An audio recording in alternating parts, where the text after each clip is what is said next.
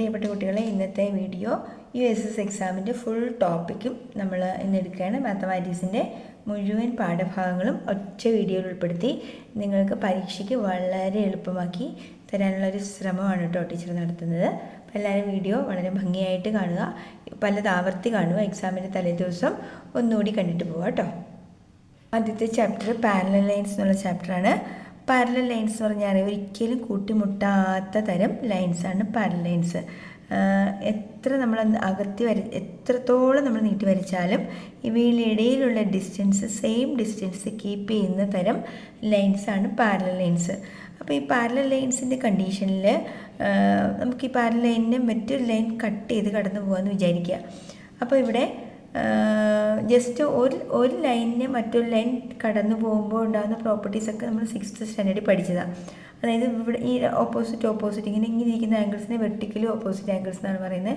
Vertically opposite angles equal ആയിരിക്കും. അതുപോലെ അടുത്ത അഡ്ജസൻറ്റ് ആംഗിൾസ് ഒരു ലൈനിന് മറ്റൊരു ലൈൻ ഇങ്ങനെ തൊട്ട് കടന്നു വരുമ്പോൾ ഈ രണ്ട് ആംഗിൾസ് ചേർന്നാൽ നമുക്ക് 180 ഡിഗ്രി കിട്ടും. Such type of angles are called linear pair എന്നൊരു പേരുണ്ട്. കൂടാതെ സപ്ലിമെൻ്ററി എന്നൊരു പേരുണ്ട്. അപ്പോൾ അതൊക്കെ നമ്മൾ ഓൾറെഡി നേരത്തെ പഠിച്ചതാണ്. അതുപോലെ വെർട്ടിക്കലി മുറിച്ച് കടന്നു കഴിയുമ്പോൾ വെർട്ടിക്കലി ഓപ്പോസിറ്റ് ആംഗിൾസ് എന്ന് പറയുന്നത് എപ്പോഴും എന്തായിരിക്കും? ഈക്വലായിരിക്കും. ഇത് ഈക്വൽ ആയിരിക്കും, ഇത് ഈക്വൽ ആയിരിക്കും. ഇത് രണ്ടും ആഡ് ചെയ്താൽ 180 ആയിരിക്കും. അപ്പോൾ രണ്ടും ആഡ് ചെയ്താൽ 180 കിട്ടുന്നതിന് നമ്മൾ സപ്ലിമെൻ്ററി എന്നൊരു വാക്കുണ്ട്. പിന്നെ നമ്മൾ ലീനിയർ പെയർ എന്ന് പറയും കേട്ടോ. ലീനിയർ പെയർ അഥവാ രേഖീയ ജോഡി എന്നാണ് കേട്ടോ എനിക്കെല്ലാം പറയുന്ന പേര്. രേഖീയ ജോഡി എല്ലാം ആഡ് ചെയ്ത് എന്ത് കിട്ടണം? ഈ രണ്ട് ആംഗിൾസ് ആഡ് ചെയ്താൽ 180 കിട്ടുന്ന ആംഗിൾസിനെയാണ് നമ്മൾ ലീനിയർ പെയർ അഥവാ സപ്ലിമെൻ്ററി എന്ന് പറയുന്നത്.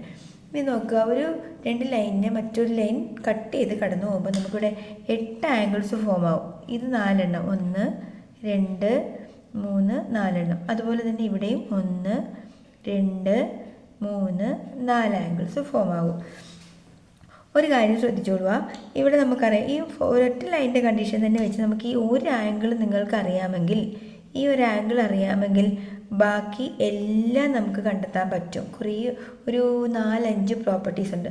ആ പ്രോപ്പർട്ടീസ് ഒന്നൊന്നായിട്ട് ഞാൻ പറയാം, അതിനുശേഷം നമുക്കത് ഫില്ല് ചെയ്യാം. ഫസ്റ്റ്, ഒരു പാരലൽ ലൈനിനെ മറ്റൊരു ലൈൻ മുറിച്ച് കടന്നു പോകുമ്പോൾ ഉണ്ടാകുന്ന ഇതുണ്ട്. ഈ ഒരു സൈഡിൽ തന്നെ ഉള്ളിൽ വരുന്ന ആംഗിൾ, ഇങ്ങനെ ഉള്ളിലകത്ത് വരുന്ന ആംഗിളിന് നമ്മൾ കോ ഇൻറ്റീരിയർ ആംഗിൾ അല്ലെങ്കിൽ മലയാളത്തിലെ അകക്കോണുകൾ എന്ന് പറയും. ഈ കോ ഇൻറ്റീരിയർ ആംഗിൾസിൻ്റെ സം എപ്പോഴും 180 ആയിരിക്കും.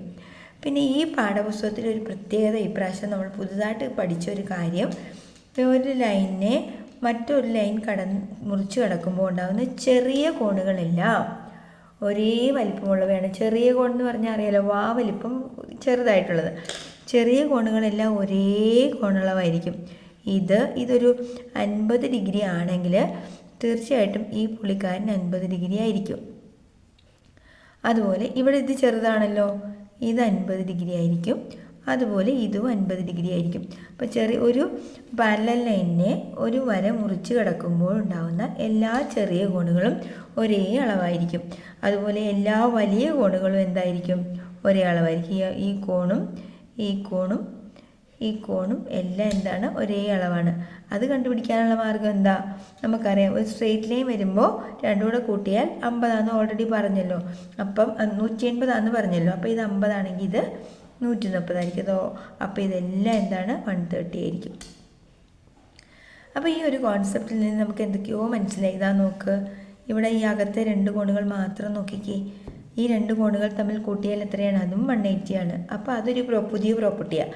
2 പാരലൽ ലൈനിനെ മറ്റൊരു ലൈൻ മുറിച്ച് കിടക്കുമ്പോൾ ഉള്ളിലുണ്ടാകുന്ന ഈ ചെറിയ കോണും ഈ വലിയ കോണും കൂട്ടിയാൽ 180 ആയിരിക്കും. അപ്പോൾ ഇത്രയും പ്രോപ്പർട്ടീസ് ഉപയോഗിച്ച് നമുക്കിവിടെ ഒന്ന് ഫില്ല് ചെയ്യാം. ഈ 8 എണ്ണവും ഫില്ല് ചെയ്യണം. അപ്പോൾ നമുക്കിത് 60 ആണെങ്കിൽ ഇത് 60 ആണെന്നറിയാം. ചെറിയ കോണുകളെല്ലാം ഒരേ അളവാണ്. ഇത് 60 ആണ്, ഇത് 60 ആണ്. ഇത് 60 ആണെങ്കിൽ ഇത് എത്രയാണ്? ഇത് 120 ആണ്. സോ ഇതും 120 ആണ്, ഇത് 120 ആണ്, 120 ആണ്. ഓക്കെ, ക്ലിയർ ആയല്ലോ. പിന്നെ ഈ ചാപ്റ്ററിൽ പഠിക്കുന്ന ഒരു പുതിയ കോൺസെപ്റ്റാണ് ഒരു ട്രയാങ്കിൾ. ഇതൊരു ട്രയാങ്കിളാണ്. ഈ ട്രയാങ്കിളിൻ്റെ angle sum property of a triangle. ഈ 3 ആംഗിൾസ് ആഡ് ചെയ്താൽ എന്താണ് ആൻസർ? 3 ആംഗിൾസും കൂട്ടിയാൽ നമുക്ക് 180 ആയിരിക്കും കിട്ടുന്നത്. അപ്പോൾ അതിൽ നിന്ന് തന്നെ വേറൊരു ഐഡിയയും കൂടെ നമുക്ക് കൊണ്ടുവരാം. ഇവിടെ വരുന്ന ഈ ആംഗിൾ, ഈ പുറത്ത് വരുന്ന ഈ ആംഗിൾ എന്ന് പറയുന്നത് ഈ രണ്ട് ആംഗിൾസിൻ്റെയും സമ്മായിരിക്കും. ഇങ്ങനെ പുറത്തൊരു ആംഗിൾ വന്നാൽ അതിൻ്റെ കണ്ടീഷൻ പറഞ്ഞേക്കാം. ഈ ഓപ്പോസിറ്റ് ഇൻറ്റീരിയർ ആംഗിൾ ഉണ്ടല്ലോ, അതായത് ഇതിനോട് ചേർന്നിരിക്കാത്ത ഈ ആംഗിളിനെയാണ് ഓപ്പോസിറ്റ് ആംഗിൾ. അത് ഓപ്പോസിറ്റ് ഇൻറ്റീരിയർ മീൻസ് ഉള്ളിലുള്ള ഈ രണ്ട് ആംഗിൾസിൻ്റെ സമ്മായിരിക്കും ഇവിടെ വരുന്നത്. ഇതൊരു 50യും ഇതൊരു 40യും ആണെങ്കിൽ ഒരു 140 വേണ്ട, 140 വേണ്ട, ഒരു 120 ആണെങ്കിൽ ഇതെത്ര വരും? 170 വരും. മനസ്സിലായി? ഇതൊരു 100ഉം ഇതൊരു 50യും ആണെങ്കിൽ ഉറപ്പായിട്ടും ഇത് 150 ആയിരിക്കും. അപ്പം ഇതാണ് ഇത് ഈ ചാപ്റ്ററിൽ നമ്മൾ പുതുതായിട്ട് പഠിച്ച 3-4 കോൺസെപ്റ്റുകൾ ഇത് വെച്ചിട്ടുള്ള ഒരു പ്രോബ്ലം കൂടി ചെയ്യാമേ. ഇവിടെ ഒരു ചിത്രമുണ്ട്. ഇതിനകത്ത് ആംഗിൾ എക്സും ആംഗിൾ വൈയും കണ്ടെത്തണം. ഇനി ഈ ലൈനും പാരലലാണെന്ന് ക്വസ്റ്റ്യനിൽ ഉണ്ട് താനും. അപ്പോൾ നമുക്ക് എന്ത് കണ്ടെത്താം? ഇത് 120 ഡിഗ്രി ആണെങ്കിൽ ഓൾട്ടർനേറ്റ് ആംഗിൾസ് അപ്പുറവും ഇപ്പുറവും ഉള്ള വലിയ ആംഗിൾസ് രണ്ടും, അല്ലെങ്കിൽ ഇങ്ങനെ ഒരു സ്ട്രെയിറ്റ് ലൈൻ നിങ്ങൾ വരച്ചെടുത്താൽ പോലും ഈ ഉള്ളിലുള്ള ആംഗിൾ രണ്ടും കൂട്ടി എത്ര വരും? 120യും 60യും ചേർന്നാലാണ് 180 വരുന്നത്. അല്ലെങ്കിൽ എന്ത് ചെയ്യുക? ഈ ആംഗിൾ തന്നെയല്ലേ ഈ ആംഗിൾ. അപ്പോൾ ഈ x is equal to 120 degree. ഇത് നോക്കുക, ഇപ്പോൾ ടീച്ചർ പറഞ്ഞൊരു പ്രോപ്പർട്ടി പ്രകാരം ഇത് 120 ആണ്. ഈ 120യുടെ കണ്ടീഷൻ എന്ന് പറയുന്നത് ഇതിൻ്റെ ഓപ്പോസിറ്റ് ആംഗിൾസിൻ്റെ സമ്മിന് ഈക്വൽ ആയിരിക്കും ഇത്, അല്ലേ? അപ്പം അല്ലെങ്കിൽ തന്നെ ഇത് 120 ആണെങ്കിൽ ഇത് 60 ആണല്ലോ. ആ ഒരു അറിവിൽ നിന്ന് നമുക്കങ്ങനെ എഴുതാം. 60, 40, 100ഉം. അപ്പോൾ ഇതെന്ത് വരും? ഇത് 80 വരും. അല്ലെങ്കിലുള്ള മാർഗം എന്താണ്? ഇത് രണ്ടും ആഡ് ചെയ്താൽ ഈ ആൻസർ കിട്ടണം. അപ്പോൾ എത്ര വഴികൾ കൂടി ആൻസർ കിട്ടുന്നതെന്ന് നോക്കിയേ. X is equal to 120 degree, y is equal to 80 degree. Okay, ഇവിടെ ഈ ട്രയാങ്കിളിലെ എക്സിൻ്റെ വാല്യൂയും കണ്ടെത്തണം, വൈയുടെ വാല്യൂയും കണ്ടെത്തണം. അപ്പം ഇവിടെ രണ്ടും എക്സ് ഡിഗ്രി മീൻസ് ഈ രണ്ട് ആംഗിളും ഈക്വൽ ആണെന്നാണ് അർത്ഥം. ഇതും എക്സ് ആണ്, ഇതും എക്സ് ആണ്, ഇത് രണ്ടും സെയിം ആംഗിളാണ്. അപ്പോൾ ഇത് ആദ്യം കണ്ടുപിടിക്കാനുള്ള മാർഗം എന്ത് ചെയ്യുക? നിങ്ങൾ ഈ വലിയ ട്രയാങ്കിൾ മാത്രം കൺസിഡർ ചെയ്യുക. വലിയ ട്രയാങ്കിൾ മാത്രം കൺസിഡർ ചെയ്താൽ ഇത് 30 ആണെന്നും ഇത് 50 ആണെന്നും ഉള്ളത്. 5, 3, 8, 80. ബാക്കി ഇവിടെ എത്ര വരും? ഫുള്ള് 100 വരുമ്പം 100 പകുതി ഇവിടെ കൊടുത്താൽ പോരെ. അപ്പോൾ എക്സ് എന്ന് പറയുന്നത് എത്രയാണ്? 50 ഡിഗ്രിയാണ്. ഇത് 50, ഇത് 50, അങ്ങനെയാണ് ഇത് 100 വരുന്നത്. എക്സ് 50 ഡിഗ്രിയാണ്. ഇനി ഇത് 50ഉം ഇത് 30ഉം. 50, 30, 80 അല്ലേ. ബാക്കി വൈ എത്ര വരും? Y is equal to 100. അല്ലെങ്കിൽ തന്നെ എന്താണ്? ഇത് 50 ആണെന്ന് നിങ്ങളിവിടെ എഴുതിയാൽ 50ഉം 50 ആഡ് ചെയ്യുന്നതായിരിക്കും വൈക്ക് ഈക്വൽ. സോ ആൻസർ ഈസ് 100 വരും കേട്ടോ. രണ്ടും കൂടെ കൂട്ടി എത്ര വരും? 100 ഡിഗ്രി. ക്ലിയർ അല്ലേ? ഇത് 50ഉം 30, 80 വരും. 50, 50, 100. ഇത് എക്സ് 50 വരും. 50, 30, 80 വരും. 80ഉം 100 കൂടി ചേരുമ്പോഴാണ് എന്ത് കിട്ടുന്നത്? നമുക്ക് 180 കിട്ടുന്നത്. അപ്പം വൈ ഈസ് ഈക്വൽ ടു 100. അടുത്തത് രണ്ടാമത്തെ ചാപ്റ്ററായ ഫ്രാക്ഷൻസ് അഥവാ ഭിന്നസംഖ്യകൾ എന്നുള്ള ചാപ്റ്ററാണ്. അതിൽ നിന്നും അപ്പോൾ ഭിന്നസംഖ്യ പല രീതിയിൽ നമുക്കറിയാം. ഉദാഹരണമായിട്ട് നമ്മൾ ഹാഫ് അല്ലെങ്കിൽ 1/4, 3/4 ഇങ്ങനെയൊക്കെ പറയുന്ന നമ്പേഴ്സിനെയാണ് നമ്മൾ എന്തെന്ന് പറയുന്നത്?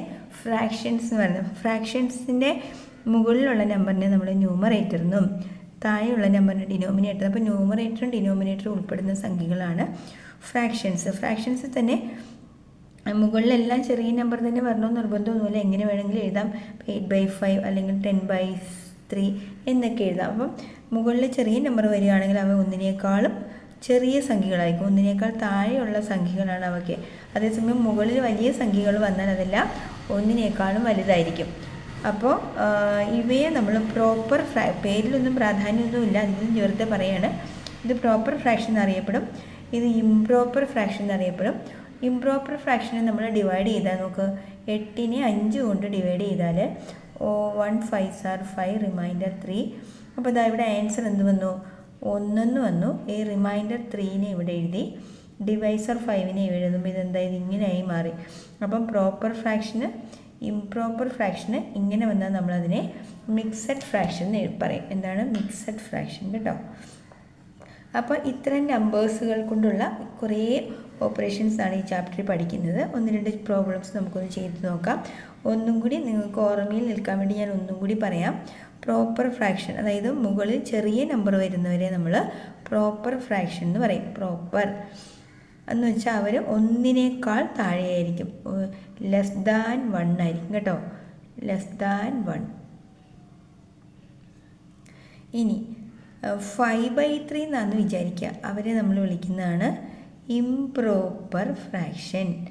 അത് ഗ്രേറ്റർ ദാൻ 1 ആയിരിക്കും.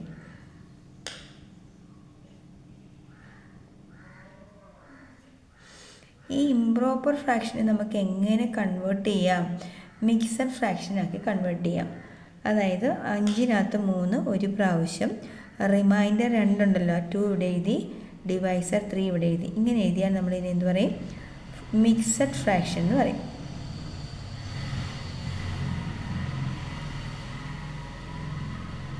ഇവയെല്ലാം വെച്ചിട്ടുള്ള ചില ചോദ്യങ്ങളൊന്ന് ചെയ്ത് നോക്കാം. പിന്നെ 1-2 വാക്കുകളോടെ പറഞ്ഞേക്കാം. ടൈംസ് എന്നൊരു വാക്കും, ടൈംസ് എന്ന് വെച്ചാൽ മടങ്ങ്. പിന്നുള്ളത് പാർട്ട്, അതായത് ഭാഗം. എത്ര ഭാഗമാണെന്നും എത്ര മടങ്ങാണെന്നും ഒക്കെ ചോദിക്കാറുണ്ട്. അപ്പോൾ ഈ 2 വാക്കുകളും കൂടെ നമ്മളിവിടെ പരിചയപ്പെട്ടു പോകാം. പിന്നെ ചില കാര്യം, ബേസിക് ആയിട്ടുള്ള ചില കാര്യങ്ങളോട് ഈ ചാപ്റ്ററിൽ ഓർത്തിരിക്കാനുണ്ട്. 1 metre is equal to 1000 centimetre. അതുപോലെ 1 kilogram equal to 1000 gram. 1 litre is equal to 1000 millilitre. അപ്പോൾ ഇതൊക്കെ നമുക്ക് ഇപ്പോൾ 1 മീറ്റർ ഈക്വൽ ടു 1000, 1 മീറ്റർ 1000 അല്ല 100, 1 metre is equal to 100 centimetre. അപ്പം 1/2 മീറ്റർ, 1/2 മീറ്റർ എന്നതിനെ നമുക്ക് എങ്ങനെ എഴുതാം? 100/2 എന്ന് എഴുതാമല്ലോ. 100/2 എന്ന് വെച്ചാൽ എത്ര? 50 സെൻറ്റിമീറ്റർ. അപ്പോൾ 1/2 മീറ്റർ എന്ന് പറഞ്ഞാൽ 50 സെൻറ്റിമീറ്ററാണ്. അപ്പോൾ 1/4 മീറ്റർ എത്രയാണെന്ന് ചോദിച്ചാൽ എന്ത് പറയാം? 100/4 ആണ്. അതായത് 100നെ 4 കൊണ്ട് ഡിവൈഡ് ചെയ്ത് 25 സെൻറ്റിമീറ്ററാണ്. അപ്പോൾ അതുപോലെ തന്നെയാണ് ഇവിടെ കിലോഗ്രാമിൻ്റെ കേസിൽ 1 kg ഈക്വൽ ടു 1000 ഗ്രാം ആണല്ലോ.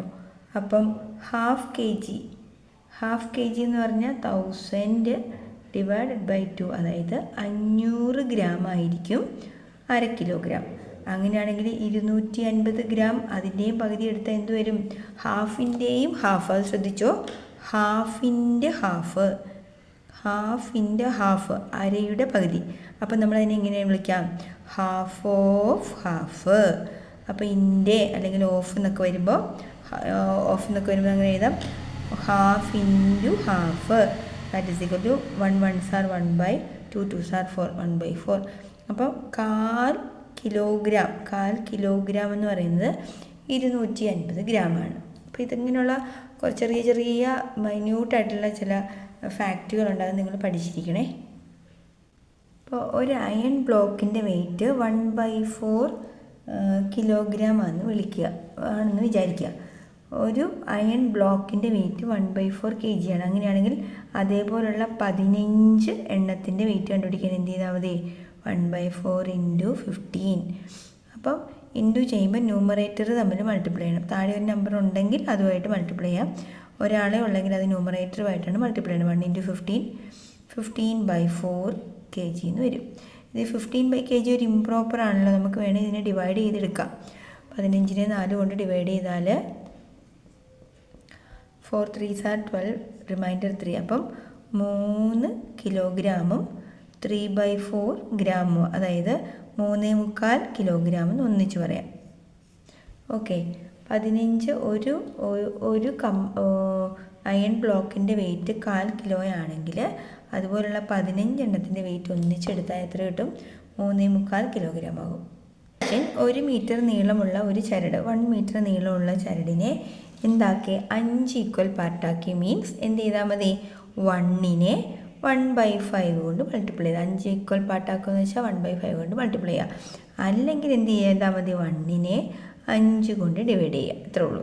സോ ഇത് രണ്ടും സെയിം തന്നെയാണ്. 1 1s are 1/5, രണ്ടും ഒന്ന് തന്നെയാണ്. ഇനി ഇങ്ങനെയുള്ള ഒരു പീസ് 5 പീസാക്കിയല്ലോ, ഇങ്ങനെ 1 2 3 4 5 പീസാക്കി. ഈ ഒരു പീസിൻ്റെ ലെങ്താണ് 1/5 മീറ്റർ. ഇനി ഇതിൻ്റെ ഹാഫ് എടുക്കുക, 1/5 ഓഫ് എന്ത് ചെയ്യുക? 1/2. 1/5ൻ്റെ ഹാഫ് എന്ന് പറഞ്ഞാൽ 1/5 ഓഫ് 1/2. അപ്പോൾ എന്ത് ചെയ്താൽ മതി? 1/5 into 1/2 that is equal to 1 1s are 1/10. Okay, അപ്പോൾ ഒരെണ്ണത്തിന് നീളം 1/10 മീറ്റർ. അപ്പോൾ ഒരു കാര്യം ചോദിച്ചോട്ടെ, 1/5 ആണോ വലുത് 1/10 ആണോ വലുത് എന്ന് ചോദിച്ചാൽ എന്ത് പറയും നിങ്ങൾ? ഡിനോമിനേറ്ററിലെ സംഖ്യ വലുതാവും തോറും ഈ സംഖ്യ ചെറുതായിക്കൊണ്ടേയിരിക്കും. അപ്പോൾ 1/5 ആണ് ഇവിടെ വലുത്. അപ്പോൾ ഇവിടെ തന്നെ ഞാനൊരു കാര്യം പറയാം.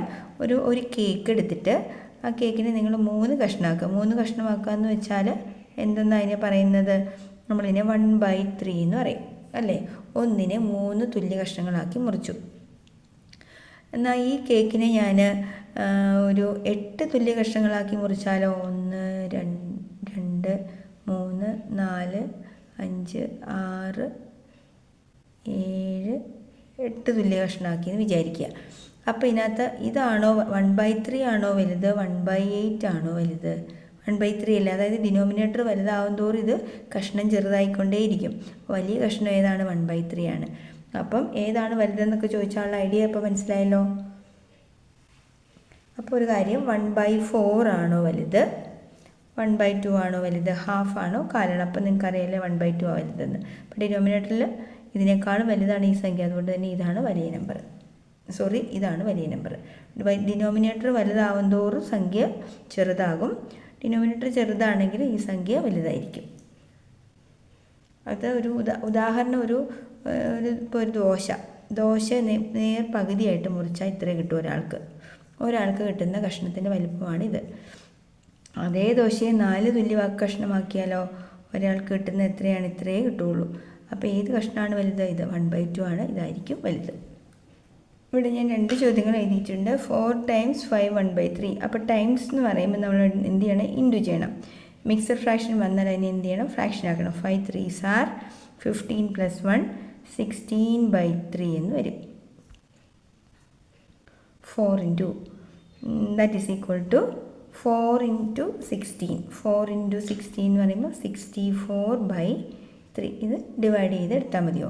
ഇനി അടുത്തത് 4 1/3 ഓഫ് 4 1/2. അപ്പോൾ എന്ത് ചെയ്യണം? 4 3s are 12 + 1 13/3 into 4 2s are 8 + 1 9/2. Multiply ചെയ്യുമ്പോൾ ഇതൊന്ന് കട്ട് ചെയ്യാൻ നമുക്ക് വേണം കേട്ടോ. ഇത് രണ്ടും കൂടെ കട്ട് ചെയ്താൽ 3 എന്നാവും. 13 into 3 39/2 എന്ന് വരും.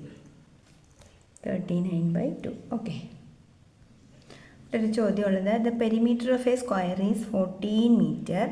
വാട്ട് ഈസ് ഇറ്റ്സ് ഏരിയ എന്ന് ചോദിച്ചിട്ടുണ്ട്. അപ്പോൾ സ്ക്വയറിൻ്റെ ഓൾ സൈഡ്സ് ഈക്വൽ ആണല്ലോ. ഇത് 4ഉം കൂടെ കൂട്ടുമ്പോഴാണ് 14 meter കിട്ടുന്നത്. അപ്പോൾ 1 ഓഫ് ദ സൈഡ് എത്രയാണെന്ന് അറിഞ്ഞാലല്ലേ സൈഡ് ഇൻറ്റു സൈഡ് ഏരിയ കണ്ടുപിടിക്കാൻ പറ്റുള്ളൂ. അപ്പോൾ ഒരു side 1 side is equal to എന്ത് ചെയ്യണം? 14/4 ചെയ്യണം. അപ്പോൾ ഇത് എത്ര വരും? കട്ട് ചെയ്യുമ്പോൾ 7/2. ഒരു സൈഡ് 7/2. അപ്പോൾ ഇതും എന്താണ്? 7/2. So area is equal to 7/2 into 7/2. That is equal to 7 7s are 49/2 2s are 4 വരും. ഒരു ചോദ്യം, A 16 meter road is cut into 2/3 meter pieces. How many pieces do we get? 16 meter നീളമുള്ള ഒരു റോഡ് 2/3 meter നീളമുള്ള കമ്പി കഷ്ണങ്ങളാക്കി നമ്മൾ മുറിക്കുന്നു. 2/3 meter ഉള്ള ഓരോ കഷ്ണത്തിൻ്റെയും നീളം. അങ്ങനെയാണെങ്കിൽ എത്ര എണ്ണം മുറിച്ചെടുക്കാം? അപ്പോൾ എണ്ണം കണ്ടുപിടിക്കാൻ നേരം നമ്മൾ എന്ത് ചെയ്താൽ മതി? ഈ 16നെ 2/3 കൊണ്ട് ഡിവൈഡ് ചെയ്താൽ മതിയോ? അപ്പോൾ നമ്പർ ഓഫ് പീസസ്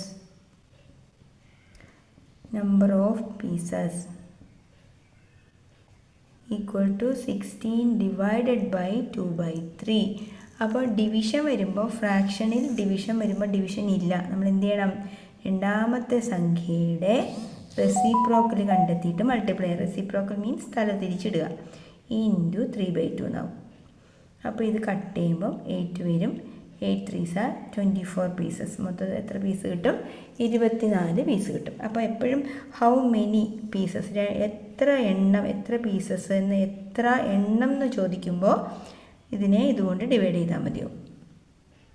ഇവിടെ ഈ 16 മീറ്ററിന് 3rd ചാപ്റ്ററാണ് ട്രയാങ്കിൾസ്, ത്രികോണങ്ങൾ എന്ന ചാപ്റ്ററാണ്. അതിനകത്ത് ചില ചോദ്യങ്ങൾ പറയാം. ഇതിൻ്റെ അകത്ത് 2 കോൺസെപ്റ്റാണ് നമുക്ക് പഠിക്കാനുള്ളത്.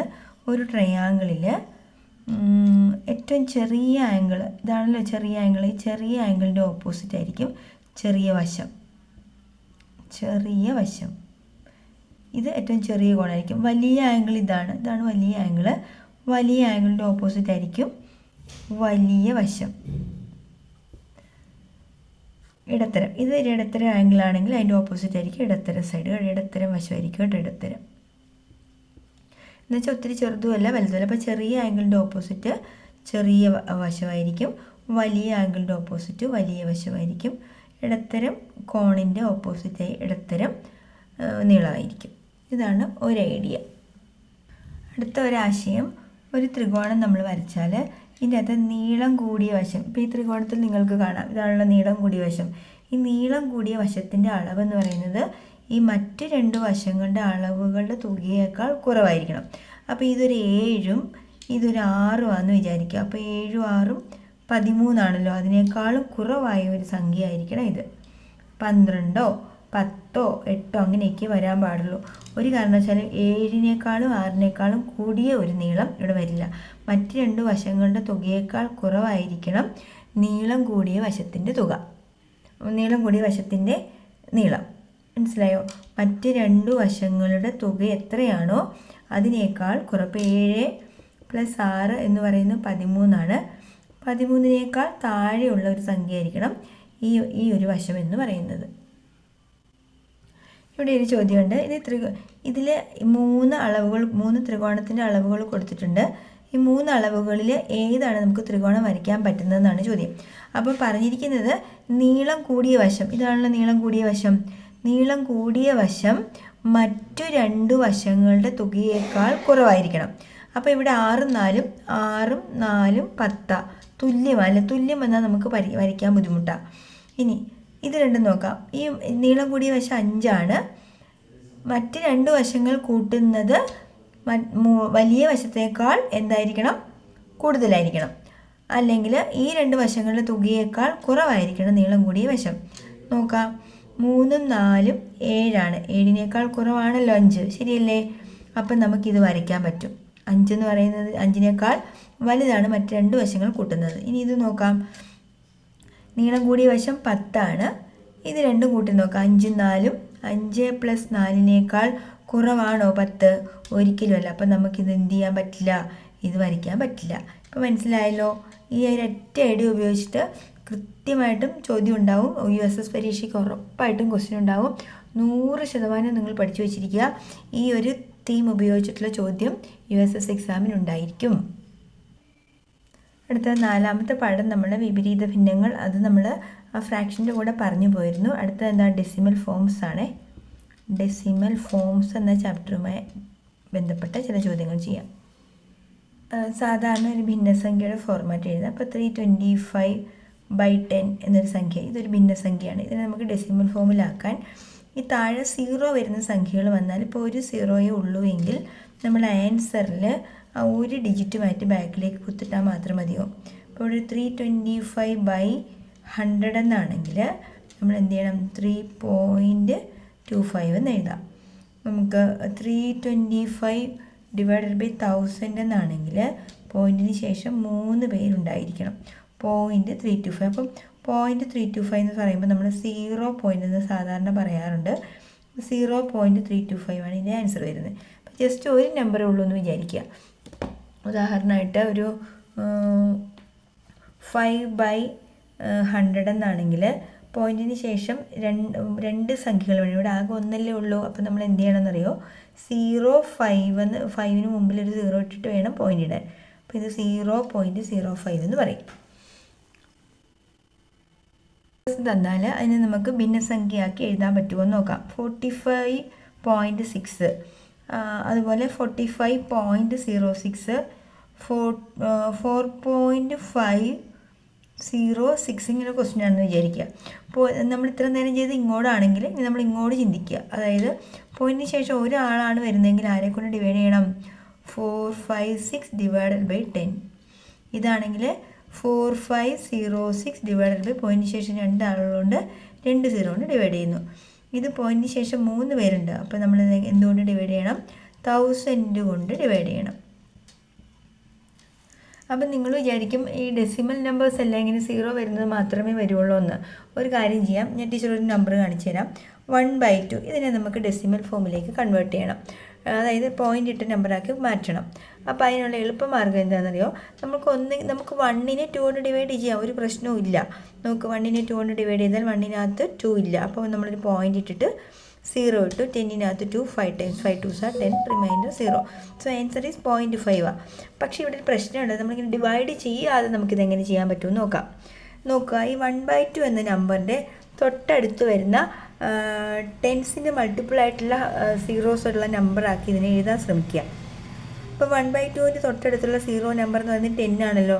10 കിട്ടാൻ 1/2നെ ഏത് നമ്പർ കൊണ്ട് മൾട്ടിപ്പിൾ ചെയ്യണം? 5 കൊണ്ട്. അപ്പം എന്ത് ചെയ്യുക, ന്യൂമറേറ്ററും ബാലൻസ് ചെയ്യാൻ വേണ്ടി 5 കൊണ്ട് മൾട്ടിപ്ലൈ ചെയ്യുക. സോ ആൻസർ ഈസ് 5/10 എന്ന് വരും. 5/10 നമുക്കറിയാമല്ലോ 0.5 അല്ലേ, 0.5 ആണ് 0.5 അല്ലേ, ശരിയല്ലേ. അപ്പോൾ വേറൊരു ക്വസ്റ്റ്യൻ ഞാൻ എഴുതാം. ഒരു 3/4 എഴുതാം. 3/4 ഒരു സാധാരണ ഒരു നമ്പറാണല്ലോ, വായിച്ചേക്കാം. 3/4നെ നമുക്ക് ഡെസിമൽ ഫോമിലേക്ക് കൺവേർട്ട് ചെയ്യണം. അപ്പോൾ നമ്മൾ എന്ത് ചെയ്യുക, 4ൻ്റെ തൊട്ടടുത്തുള്ള 0 വരുന്ന നമ്പർ ചിലപ്പോൾ നിങ്ങൾ 4ൻ്റെ മൾട്ടിപ്പിൾ എടുക്കുമ്പോൾ 10 വരുന്ന സാധ്യതയില്ല. അപ്പോൾ അങ്ങനെ ആലോചിച്ച് നിങ്ങൾക്ക് ബുദ്ധിമുട്ടാണെന്ന് വെച്ചോ. അപ്പോൾ നമ്മൾ അതിന് എളുപ്പമാർഗ്ഗം 4നെ 2 × 2 എന്ന് എഴുതുക. അത് എളുപ്പമല്ലേ. അപ്പോൾ 2നോടുകൂടി ഏത് നമ്പർ മൾട്ടിപ്ലൈ ചെയ്താൽ നമുക്ക് 10 കിട്ടും? 3/4 = 3/2 × 2 എന്ന് എഴുതാം. ഈ 2നോടുകൂടി ഏത് നമ്പർ മൾട്ടിപ്ലൈ ചെയ്താൽ 0 ആവും? 5. അപ്പോൾ അത് ബാലൻസ് ചെയ്യാൻ ഇവിടെ ഒരു 5 കൊടുത്തു. ഇനി ഈ 2നോടുകൂടി എന്താ, ഒരു 5 കൊടുത്തു. അപ്പോൾ ഇവിടെ ബാലൻസ് ചെയ്യാൻ 5 കൊടുത്തു. So 5 5s are 25 × 3 75 divided by 2 5s are 10 2 5s are 10 അല്ലേ. ഇത് 10 വരും, ഇതും 10 വരും. 10 × 10 എത്ര? 100. അപ്പോൾ നമ്മളിതിപ്പോൾ പോയിൻറ്റിന് ശേഷം 2 0, 100ന് 2 0 ആണല്ലോ. അപ്പോൾ നമ്മുടെ ആൻസറിൽ പോയിൻറ്റിന് ശേഷം 2 വരും. 0.75 കണ്ടോ. അപ്പോൾ ഈ ഒരു നമ്പറിനെ നമുക്ക് എങ്ങനെ മാറ്റാമെന്ന് നോക്കിയാൽ ഇതാ ഇങ്ങനെ ഡെസിമലാക്കി മാറ്റാം. ഇതിങ്ങനെ ഡിവൈഡ് ചെയ്തെടുക്കാവുന്നതേ ഉള്ളൂ, പക്ഷേ നമ്മൾ ഈ രീതി പഠിച്ചിരിക്കണം കേട്ടോ. 3ൽ 4 പറ്റില്ല. 30ൽ 7 times 7 4s are 28, റിമൈൻഡർ 2, 20ക്കകത്ത് 5 times കണ്ടോ. കറക്റ്റ് 0.75 കിട്ടും. ഇനി ഡെസിമൽ മൾട്ടിപ്ലിക്കേഷനാണ്. ഒരു 4.25 × 3 ചെയ്യണമെന്ന് വിചാരിക്കുക. അപ്പോൾ എന്ത് ചെയ്യുക, നമ്മൾ ഈ ഡെസിമൽ നമ്പർ അങ്ങ് മറന്നിട്ട് 425 × 3 ചെയ്യുക. 425 × 2 3 എന്ന് പറഞ്ഞാൽ 1275. ആൻസർ ഈസ് 1275 ആണ്. നമ്മുടെ ചോദ്യത്തിൽ പോയിന്റിന് ശേഷം 2 പേരിലേ ഉള്ളേ. അപ്പോൾ ആൻസറിൽ എന്ത് വന്നാൽ മതി? 2 പേര് വന്നാൽ മതി. ഇനി ഇതേ ചോദ്യം തന്നെ ടീച്ചർ ഇങ്ങനെ ചെയ്യുക. 4.25 × 0.3 എന്നാണ് വിചാരിക്കുക. അപ്പോഴും 425 × 3 തന്നെ ചെയ്യുന്നു. ആൻസർ ഈസ് 1275 കിട്ടുന്നു. അത് നമ്മളിവിടെ എഴുതി. പോയിന്റിന് ശേഷം ഇവിടെ 2, ഇവിടെ ഒന്നാകെ മൊത്തം 3 പേര് പോയിന്റിന് ശേഷം ഉണ്ടാവണം. So answer is 1.275. ക്വസ്റ്റ്യനും കൂടെ പറഞ്ഞേക്കാം. ക്വസ്റ്റ്യൻ ഇതാണ്. 34.4 ഡിവൈഡഡ് ബൈ 8 എന്നൊരു ചോദ്യമാണെന്ന് വിചാരിക്കുക. അപ്പോൾ നമ്മൾ എന്ത് ചെയ്യുക, ഇത് മുമ്പത്തെ പോലെ തന്നെ 344 ഡിവൈഡഡ് ബൈ 8 ചെയ്യുന്നു. 8 4 32, റിമൈൻഡർ 2, 24നകത്ത് 8 3s are 24. Answer is remainder 0. So answer is 43. പോയിൻറ്റിന് ശേഷം ഒരാളെ ഉള്ളതുകൊണ്ട് ഇത് ഒരു സ്ഥാനം മാറ്റി കുത്തിട്ടു. Answer is 4.3. ഇനി ഇവിടെ നമ്മളെ കുഴപ്പിക്കുന്ന ഒരു പ്രശ്നം, രണ്ടിടത്തും പോയിൻ്റ് ഉണ്ടെങ്കിൽ എന്ത് ചെയ്യാം എന്നുള്ളതാണ്. 34.4 ഡിവൈഡഡ് ബൈ 0.8 അങ്ങനെയാണെന്ന് വിചാരിക്കുക. അപ്പം രണ്ടിടത്തും പോയിൻ്റ് വന്നാൽ നമ്മൾ നോക്കുക 34.4 ഡിവൈഡഡ് ബൈ 0.8 എന്നാണല്ലോ. അപ്പോൾ ഇവിടെ നിങ്ങൾ ശ്രദ്ധിക്കേണ്ടത് പോയിൻറ്റിന് ശേഷം ഇവിടെ ഒരാൾ, ഇവിടെയും ഒരാൾ. അപ്പോൾ എന്ത് ചെയ്യുക, ആ പോയിൻ്റ് കളയാൻ × 10 ഒരു 0 ആളെ കൊണ്ട് മൾട്ടിപ്ലൈ ചെയ്യുമ്പോൾ എന്താവും? 344 ഡിവൈഡഡ് ബൈ 8. Answer is 43. ഇനി നോക്കാം. ഇത് ഇങ്ങനെയായിരുന്നു എന്ന് വിചാരിക്കുക ചോദ്യം. ഒരു മുകളിൽ 2 പോയിൻറ്റിന് ശേഷം 2 നമ്പറും താഴെ പോയിൻറ്റിന് ശേഷം ഒരു നമ്പറുള്ള. അപ്പോൾ നമ്മളിതിൻ്റെ പോയിൻ്റ് മാറ്റാൻ മാക്സിമം പോയിൻറ്റിന് ശേഷം എവിടെയാണ് കൂടുതൽ ഡിജിറ്റ് നോക്കുന്നത് ന്യൂമറേറ്ററിലല്ലേ. അപ്പം എത്ര പോയിൻ്റാണ്? 2 അപ്പോൾ 2 സീറോ ഉള്ള ആളെ കൊണ്ട് വേണം താഴെയും മുകളിലും മൾട്ടിപ്ലൈ ചെയ്യാൻ. അപ്പോൾ ഇതെന്താവും? 344 ഡിവൈഡഡ് ബൈ 0.8 ഒരു ഡിജിറ്റിന് ഇങ്ങോട്ട് മാറും, അടുത്തൊരു സീറോ ഉണ്ടല്ലോ, അപ്പോൾ ഇതെന്താവും? 80 എന്നാവും കേട്ടോ. അപ്പോൾ 344നെ 80 കൊണ്ടാണ് ഡിവൈഡ് ചെയ്യേണ്ടത്. സോ 344 8 3 8 4 വരും, 8 4 32 0. അപ്പോൾ ആൻസർ ഈസ് 24 വരും. വേണമെങ്കിൽ പോയിൻ്റ് ഇട്ടിട്ട് നമുക്കൊരു സീറോ ഇടാം. 4.3 3 × 8 240. സോ ആൻസർ ഈസ് 4.3 എന്ന് വരും. അപ്പോൾ പോയിൻറ്റുകൾ എവിടെയാണോ മാക്സിമം കൂടുതലുള്ള അത്രയും സീറോസ് ഇടുന്ന കാര്യമാണ് ഇവിടെ നമ്മൾ തിങ്ക് ചെയ്യേണ്ടത് കേട്ടോ. അടുത്തത് 6th ചാപ്റ്ററാണ്, റേഷ്യോ എന്നുള്ള ചാപ്റ്ററാണ്. അതിലെ ചില ചോദ്യങ്ങളൊന്ന് ചെയ്ത് നോക്കാം. റേഷ്യോ എന്ന് വെച്ചാൽ ഇപ്പോൾ 3:4. റേഷ്യോ മീൻസ് രണ്ട് സംഖ്യകൾ തമ്മിലുള്ള അംശബന്ധം. അതിനെ നമുക്ക് 3/4 എന്ന് വേണമെങ്കിൽ ഇപ്പോൾ ഡിവൈഡഡ് ബൈ എന്ന് എഴുതിയാലും റേഷ്യോയ്ക്ക് ഈക്വൽ തന്നെയാണ് കേട്ടോ. അപ്പോൾ ഇവിടെ ഒരു ചോദ്യം പറയാം. ഇവിടെ രണ്ട് നമ്പേഴ്സ് തമ്മിലുള്ള ratio 18:46 is equal to y:69 എന്നൊരു ക്വസ്റ്റ്യൻ വന്നു വിചാരിക്കുക. അപ്പോൾ ഈസ്റ്റു എന്ന കോൺസെപ്റ്റിനെ നമുക്ക് 18/46 ഈക്വൽ ടു y/69 എന്ന് എഴുതാം. അപ്പോൾ ഈ നമ്പറിനെ നമ്മൾ എന്ത് ചെയ്യണമെന്നറിയോ? ഏറ്റവും ലോവസ്റ്റ് ഫോം ആക്കാൻ ആദ്യം ശ്രമിക്കുക. അപ്പോൾ ഇതിനെ ലോവസ്റ്റ് ഫോം ആക്കിയാൽ, അല്ലെങ്കിൽ നിങ്ങൾക്ക് എന്ത് ചെയ്യാം, വൈയുടെ വാല്യൂ കണ്ടുപിടിക്കാൻ ഈ 69 ഇങ്ങോട്ട് മൾട്ടിപ്ലൈ ചെയ്താലും മതി കേട്ടോ. എങ്ങനെ വേണമെങ്കിലും ചെയ്യാം, രണ്ട് രീതിയിൽ ഞാൻ ചെയ്ത് കാണിക്കാം. ഫസ്റ്റ് ഓഫ് ഓൾ നമ്മൾ ഇങ്ങനെ ചെയ്യാം, y ഈസ് ഈക്വൽ ടു 18/46 × 69. ഇത് രണ്ടും കൂടെ നമുക്ക് വേണമെങ്കിൽ കട്ട് ചെയ്യാം അല്ലേ? കട്ട് ചെയ്യാൻ പറ്റുമോ നോക്കട്ടെ. നമുക്കിതിനെ 2 കൊണ്ട് കട്ട് ചെയ്താൽ ഇത് 223, ഇത് 9 വരും. 23യും 69ഉം നമുക്ക് വേണമെങ്കിൽ 23യുടെ ടേബിളിൽ ഇതുണ്ടല്ലോ, 23 × 3 അല്ലേ. സോ ഇവിടെ 3 എന്ന് എഴുതാം. So 9 3s are 18. Answer is 18 വരും കേട്ടോ. 9 3s are 27. Sorry 9 3s are 27. Okay, ഈ ആൻസർ നമുക്ക് 27 കിട്ടും. അല്ലെങ്കിൽ ഒരു മാർഗം നോക്കാം എങ്ങനെയാണെന്നേ. അതായത് 18/46 നമ്മൾ എഴുതുന്നു, y/69 എഴുതുന്നു. ഇതിനെ നമ്മൾ ചെറുതാക്കുന്നു, പകുതി എഴുതി ചെറുതാക്കുക. അത് നമ്മൾ പഠിച്ചിട്ടുള്ളതാണ്. 9/23 ഈക്വൽ ടു y/69. ഇനി ഇവിടെ 9 ഇൻറ്റു എന്ത് ചെയ്യും? ഇവിടെ 23 ഇൻറ്റു എന്താണ് 69 വന്നിരിക്കുന്നത്? 23 × 3 അല്ലേ. അപ്പോൾ ഇവിടെ 9 × 3 ചെയ്താൽ മതി. 9 3s are 27. അങ്ങനെ വേണമെങ്കിൽ നമുക്ക് കറക്റ്റ് ആൻസറിലെത്താം. ഇവിടെ ഒരു ചോദ്യം, രണ്ട് പേര് കൂടി ജോലി ചെയ്ത് അവർക്ക് കിട്ടിയ ശമ്പളം എന്ന് പറഞ്ഞാൽ 6500 രൂപയാണ്. ആ 2 പേരിൽ ഒരാൾ 6 ദിവസമേ ജോലി ചെയ്തുള്ളൂ, ഒരാൾ 7 ദിവസവും ജോലി ചെയ്തു. അപ്പോൾ സ്വാഭാവികമായിട്ടും നിങ്ങൾ ചിന്തിക്കുക, 6500 രൂപ രണ്ടുപേർക്കും തുല്യമായിട്ട് കൊടുക്കാൻ പറ്റില്ല. 7 ദിവസം ജോലി ചെയ്ത ആൾക്ക് വേണമല്ലോ കൂടുതൽ കൊടുക്കാൻ. അപ്പം ഇങ്ങനെ നമ്മൾ ചിന്തിക്കുക, 6 7 ആകെ മൊത്തം ടോട്ടൽ എത്ര ദിവസം ജോലി നടന്നിട്ടുണ്ട്? 13. 13ൽ എത്ര ദിവസം മാത്രമേ ആദ്യത്തെ ആൾ, ഇപ്പോൾ പേര് കൊടുക്കുക, 6 ദിവസം ജോലി ചെയ്ത ആൾ ജോൺ ആണേ. ജോൺ, ഇത് ജോസഫ്. അപ്പം ജോണ് ജോലി ചെയ്ത ദിവസം 13ൽ 6 ദിവസം ജോലി ചെയ്തു. അപ്പോൾ 6500 എത്ര കിട്ടണം? അപ്പം ഇൻറ്റു 6500. അപ്പോൾ നമ്മൾ 13 5 65 500 കിട്ടും. 6 5 30.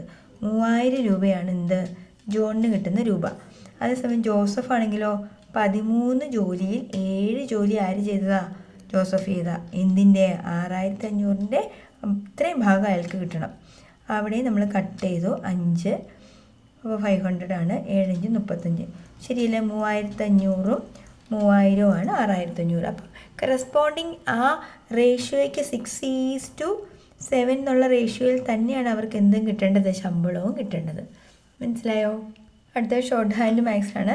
തന്നിരിക്കുന്ന മാറ്ററുകളെല്ലാം നമ്മൾ എന്താക്കുന്നു? XYZ എന്നുള്ള ഫോമിലേക്കൊക്കെ മാറ്റുന്നു. ഉദാഹരണമായിട്ട് ഇപ്പോൾ 1+2 അല്ലെങ്കിൽ 2+3 എന്ന സംഖ്യ, ഇതിനെ നമുക്ക് 1+2നെ 1+, 2നെ 1+1 എന്ന് തന്നെ ഞാൻ എഴുതി. അപ്പോൾ ഇത് രണ്ടും ഞാൻ ആദ്യം ആഡ് ചെയ്തു. അതായത് 1+1, അതായത് 2 പ്രാവശ്യം 1 ആഡ് ചെയ്ത് 2 × 1+1. ഇവിടെ നോക്കുക, 2+3നെ ഞാൻ 2+2+1 എന്ന് എഴുതി. 2+2 എന്താണ്? 4. അല്ലെങ്കിൽ എനിക്ക് 2 × 2 എന്ന് എഴുതാലോ, +1. ഇനി ഞാനൊരു 3+4 എഴുതുവാണ്. അപ്പോൾ 3+4 ചെയ്യാൻ 2 പ്രാവശ്യം 3 ഇട്ടിട്ട് 1 ആഡ് ചെയ്താൽ പോരെ. 4+5 ആഡ് ചെയ്യാൻ 2 പ്രാവശ്യം 4 ആഡ് ചെയ്തിട്ട് +1 ചെയ്താൽ മതിയല്ലോ. അപ്പം ഇവിടെ 2 പ്രാവശ്യം 3 ആഡ് ചെയ്യുന്നതിന് 2 × 3 എന്ന് എഴുതിയാലും മതിയല്ലോ. അപ്പോൾ ഇൻ ജനറൽ അല്ലെങ്കിൽ ഇതോടെ എഴുതിയിട്ട് പോവാം. 4+4+1, അതിന് 2 പ്രാവശ്യം 4 ആഡ് ചെയ്യുന്നതിന് 2 × 4+1 എന്ന് എഴുതുന്നു.